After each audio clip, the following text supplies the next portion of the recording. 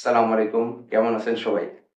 এই গরমে হঠাৎ জ্বর, উচ্চ তাপমাত্রা ১০৩, ৪, ৫ ডিগ্রির মধ্যে উঠে যাচ্ছে। সাথে মাথা ব্যথা, বমি ভাব। তো অনেকেই ভাবতেছেন যে এটা ডেঙ্গু বা চিকুনগুনিয়া। কিন্তু প্রকৃতপক্ষে এটা সিজনাল ভাইরাল ফিভার। তো আসুন জেনে নিই সিজনাল ভাইরাল ফিভার প্রধান লক্ষণগুলো কি?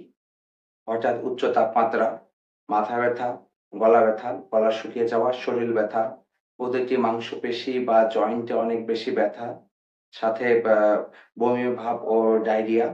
অনেক সময় দেখা যায় যে চোখের পিছন দিকে একটু ব্যথা থাকতে পারে। এটা অনেকে ভাবতেছেন যে এটা ডেঙ্গু হতে পারে।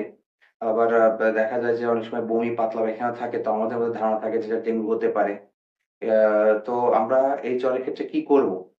বিশ্রাম নিবো, প্রচুর পরিমাণ তরল খাবার ও পানি খাবো। এছাড়া ৩ দিন পর্যন্ত শুধু নাপা ট্যাবলেট খাবো বা প্রয়োজন হলে নাপা সাপোজিটরি দিব ৫০০ মিলিগ্রাম।